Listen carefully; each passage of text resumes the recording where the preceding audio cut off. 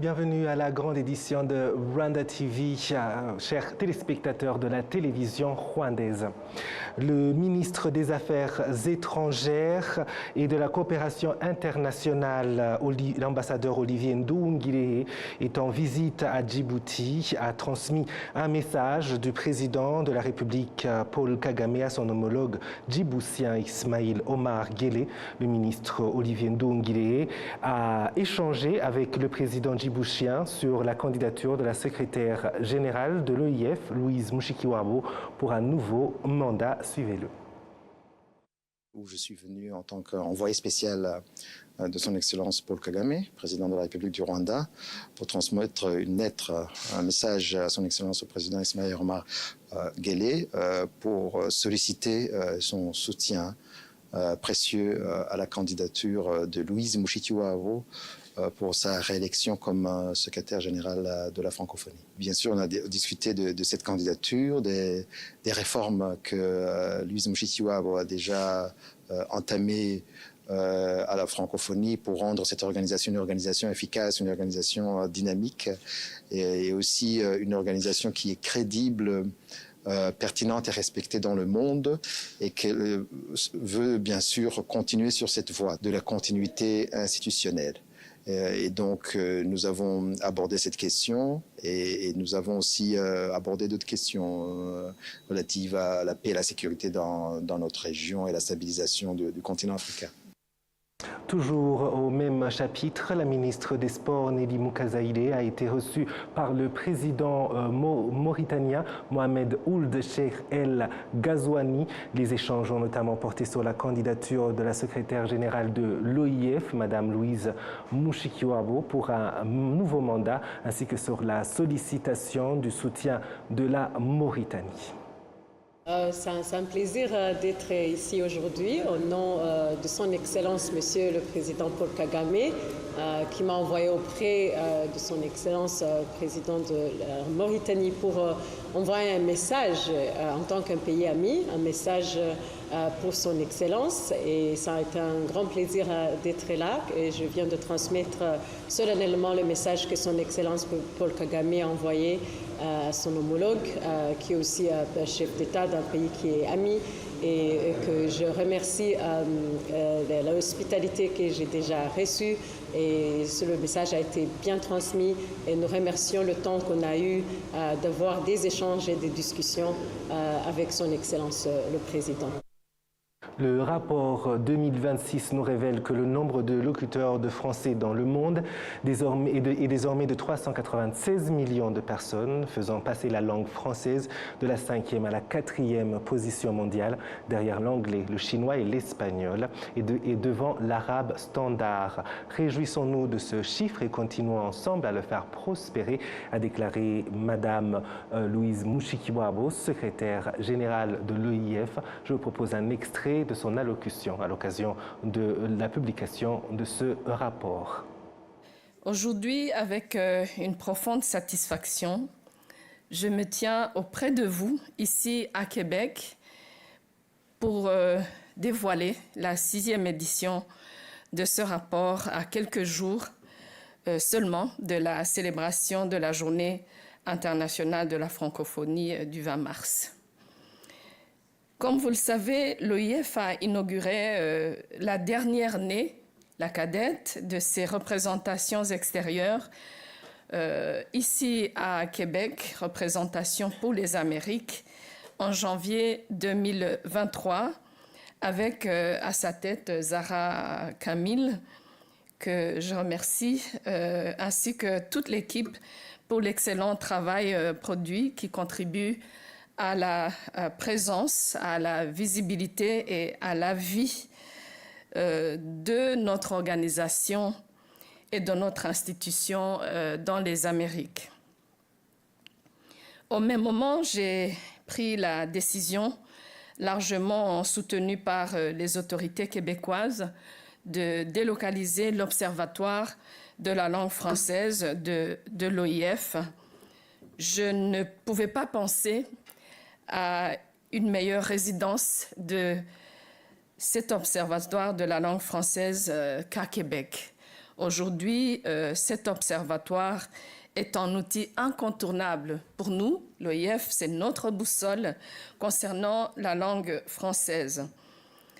J'étais d'ailleurs convaincue par le Premier ministre François Legault de l'opportunité que constitue son ancrage en terre québécoise. Et je dois avouer que je n'ai pas eu à le regretter. Animés par les mêmes ambitions pour la langue française et par des valeurs communes, nous avons été accueillis par le Québec, Monsieur le ministre, comme des partenaires, comme des alliés et comme des amis. Aujourd'hui, la REPAM, notre représentation, l'Observatoire et notre Institut francophone pour le développement durable sont harmonieusement intégrés dans le paysage québécois et jouissent de l'appui des autorités que je remercie très sincèrement à travers vous, Monsieur le ministre. Mesdames et messieurs, c'est donc à partir du Québec, avec ses 8,2 millions de francophones, avec son engagement linguistique résolu pour le français, avec son ministère dédié à la langue française et avec la constance et le dynamisme de son soutien à la francophonie, que j'ai l'honneur de vous communiquer les principaux résultats du rapport 2026 de l'Observatoire de l'OIF, publié chez Gallimard, dont je salue aussi l'engagement à nos côtés.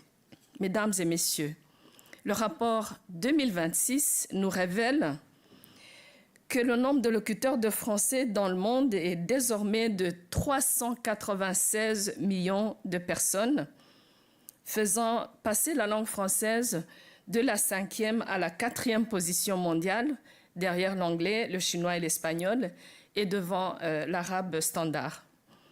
396 millions. Je tiens à préciser que nous avons adopté, sur recommandation du Conseil scientifique de l'Observatoire, composé de 12 experts de très haut vol, une méthode de recensement différente de celle du rapport de 2022, qui était fondée uniquement sur les compétences en français et qui excluait les enfants de moins de 10 ans scolarisés en français.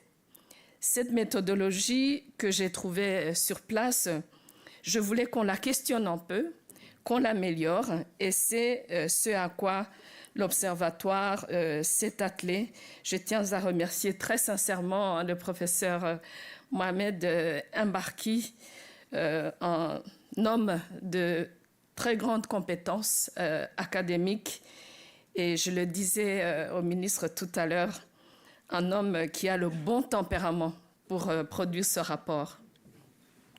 Vous suivez la grande édition sur la télévision rwandaise. Le ministre de l'Agriculture et des Ressources animales, le docteur Ndabamenye Telesphore, a affirmé que son ministère travaille en étroite collaboration avec les agriculteurs afin de promouvoir une agriculture moderne basée sur l'utilisation des technologies. Cette approche vise à augmenter significativement la production destinée au marché tout en améliorant la qualité et la compétitivité des produits agricoles rwandais.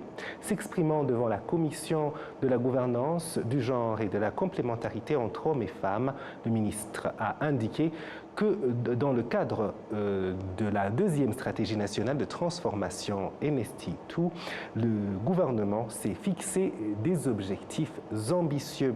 Parmi ceux-ci figure l'augmentation de la production agricole d'au moins 50% ainsi que la réduction des pertes post-récolte à moins de 5% grâce notamment à de meilleures techniques de conservation, de stockage et de transformation.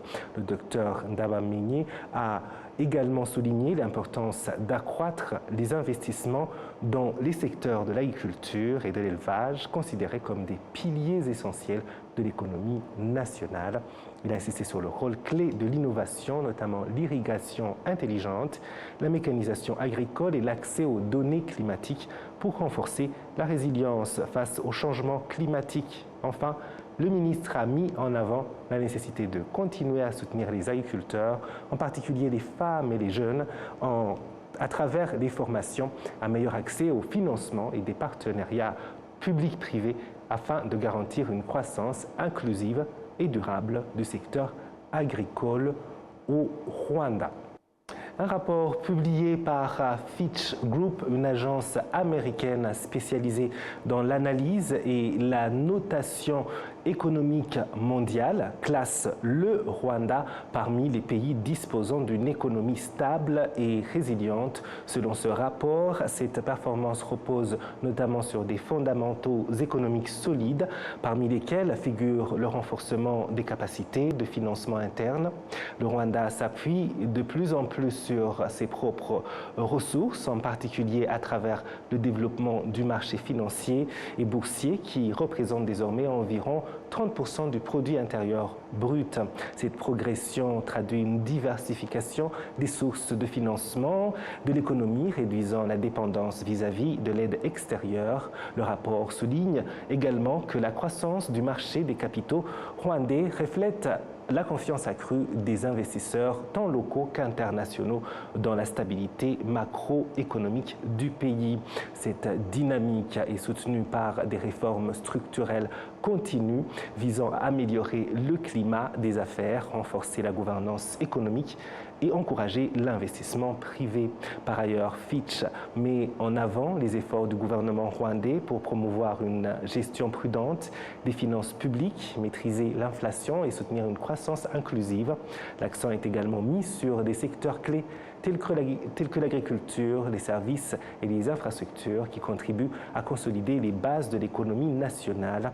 En définitive, ce classement confirme la trajectoire positive du Rwanda qui s'affirme progressivement comme une économie émergente en Afrique, capable de mobiliser ses ressources internes tout en attirant des investissements extérieurs durables. Sur les eaux du lac Kivu, les usagers saluent les avancées notables en matière de sécurité. Rwandais et Congolais témoignent des effets positifs des mesures conjointes mises en place pour sécuriser la navigation et dynamiser les échanges transfrontaliers. Plus de précisions avec Michel Iladokunda. Les passagers et opérateurs économiques rwandais et congolais qui empruntent régulièrement les voies lacustres du lac Kivu ont affirmé constater une amélioration significative des conditions de sécurité et de circulation. Grâce à des mesures renforcées et coordonnées entre les autorités des deux pays, la navigation est devenue plus sûre et mieux organisée. Parmi les actions mises en œuvre figurent la lutte accrue contre la contrebande, le contrôle renforcé des embarcations ainsi que la prévention des accidents nautiques. Ces dispositifs incluent notamment des inspections régulières des bateaux, le respect des normes de sécurité, le port obligatoire des gilets de sauvetage et une meilleure régulation des horaires et des itinéraires de transport.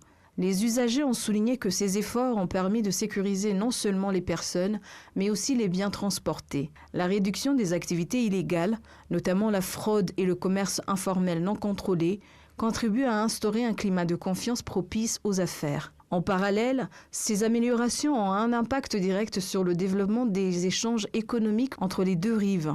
Le transport des marchandises est désormais plus fluide, les délais sont réduits et les commerçants peuvent exercer leur activité dans de meilleures conditions. Cette dynamique a favorisé ainsi la croissance du commerce transfrontalier et renforce l'intégration économique régionale.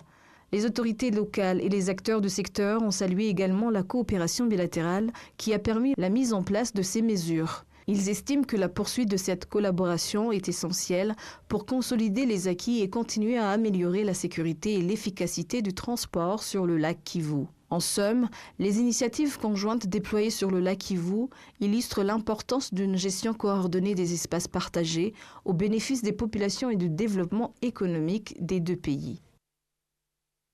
Merci Michel. Le ministre des Affaires étrangères, l'ambassadeur Olivier Nduhungirehe, affirme que le rôle du Rwanda dans les missions de maintien de la paix à travers l'Afrique est essentiel, soulignant que la communauté internationale et les différentes organisations ne devraient pas le sous-estimer.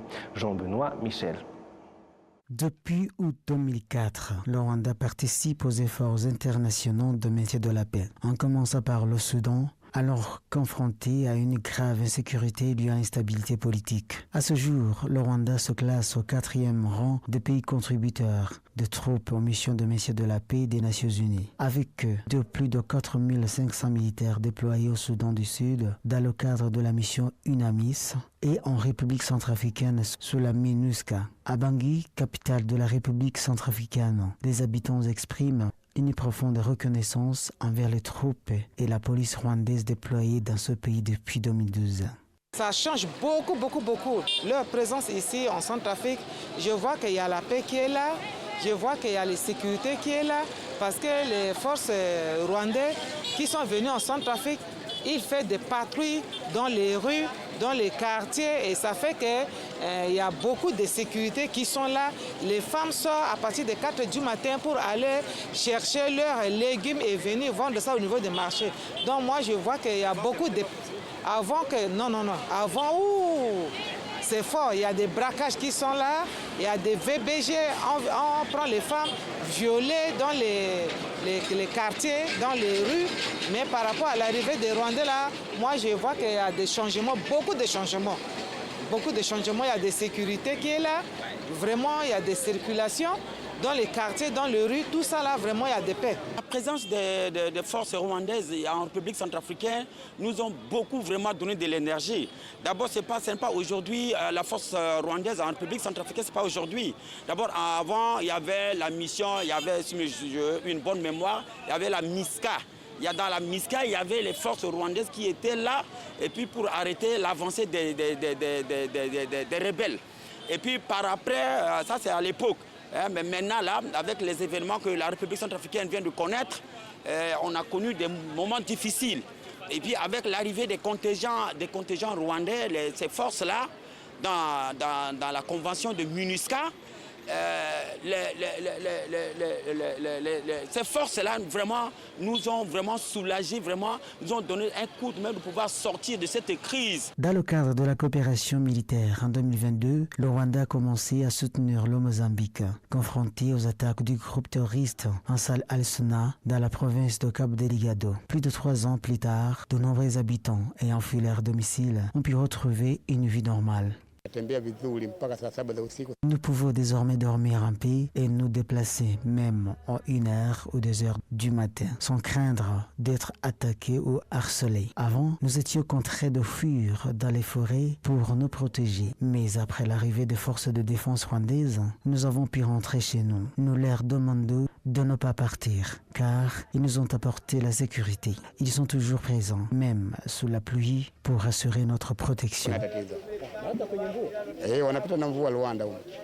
En août 2025, lors de sa visite au Rwanda, le président du Mozambique, Daniel Chapo, a salué le rôle joué par les forces de défense et de police rwandaises dans le rétablissement de la paix et de la sécurité dans la province de Cabo Delgado. En juillet 2021, à la suite d'une demande du Mozambique, le gouvernement rwandais a accepté de déployer des forces pour contribuer au rétablissement de la paix et la sécurité, ainsi qu'à la protection des infrastructures stratégiques dans cette province. Comme l'a expliqué le ministre des Affaires étrangères, l'ambassadeur Olivier Jean-Patrick Nduhungirehe. Nous avons accompli un travail important qui a permis aux civils de regagner leur foyer, aux élèves de retourner à l'école et aux grands investissements gaziers de reprendre leurs activités. Tout cela a été réalisé par les forces de défense rwandaises en collaboration avec les forces mozambicaines. Cependant, le ministre Nduhungirehe souligne que les actions de certains pays et organisations internationales qui continuent d'exercer des pressions sur les troupes engagés dans ces missions risquent de ralentir les efforts visant à restaurer la paix et la sécurité.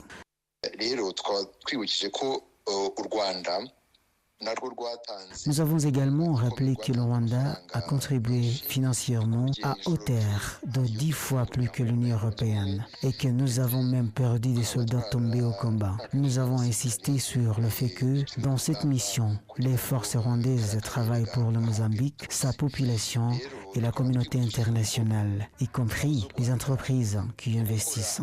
Elles ne peuvent pas accomplir efficacement leur mission si elles sont constamment critiquées, sanctionnées et soumises à des pressions. Du côté du Mozambique et du Rwanda, la coopération se poursuivra. Mais il est clair qu'elle pourrait être compromise par les comportements de certains pays qui continuent de nous mettre sous pression ou d'imposer des sanctions.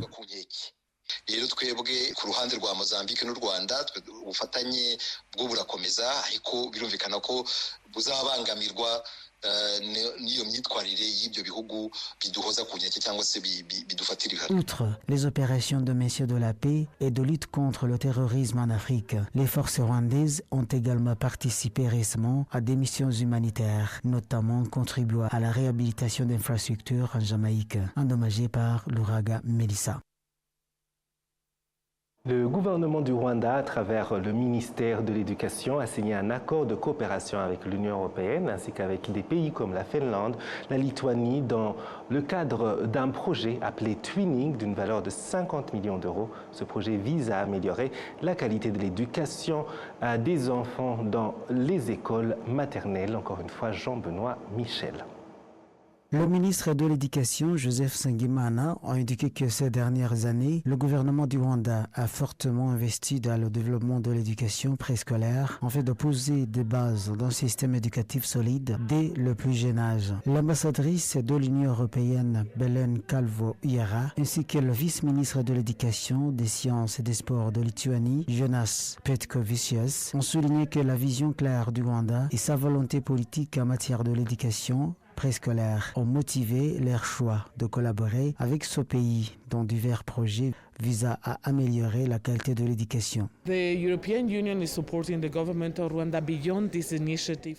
L'Union européenne soutient le gouvernement du Rwanda dans plusieurs programmes, notamment celui de l'éducation de la petite enfance avant l'école primaire. Ce programme s'inscrit dans le cadre des grandes initiatives globales Gateway en Afrique, visant à promouvoir l'éducation de jeunes enfants. Nous avons choisi de collaborer avec le Rwanda en raison de sa vision claire et de ses objectifs ambitieux, définis dans les stratégies nationales de transformation, en particulier dans le domaine de l'éducation préscolaire. Au-delà de ce programme, nous coopérons également avec le Rwanda dans d'autres domaines tels que le développement des programmes scolaires, le renforcement des capacités des enseignants, l'alimentation scolaire et la construction des infrastructures, notamment des salles de classe pour les jeunes enfants. And working also on the infrastructure and the building of the classes for pre-primary education. We think that pre-primary education is Nous sommes convaincus que l'éducation de la petite enfance avant l'école primaire constitue une étape essentielle. Lorsqu'un enfant bénéficie d'une base solide avant d'entrer à l'école primaire, cela améliore considérablement ses performances académiques. Cela favorise également de meilleures relations sociales, un meilleur environnement scolaire. Cela est particulièrement important au Rwanda, où l'éducation connaît une croissance rapide, où les écoles accueillent un grand nombre d'élèves. Le Rwanda dispose d'une vision claire de ses objectifs éducatifs, ce qui encourage davantage les partenaires à le soutenir. But and you have a very clear vision of what you want to do.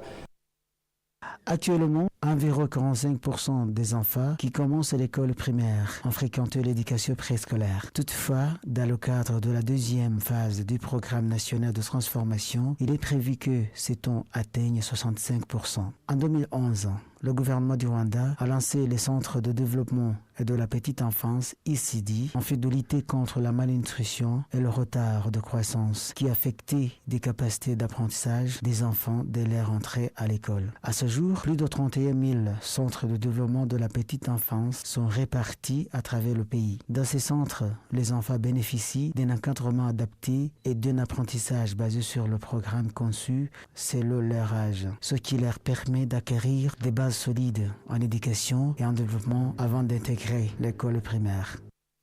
Et voilà, nous arrivons à la fin de cette grande édition. Merci de nous avoir suivis. Je remercie toute l'équipe qui m'a aidé à la préparer. Au plaisir de très bientôt vous retrouver.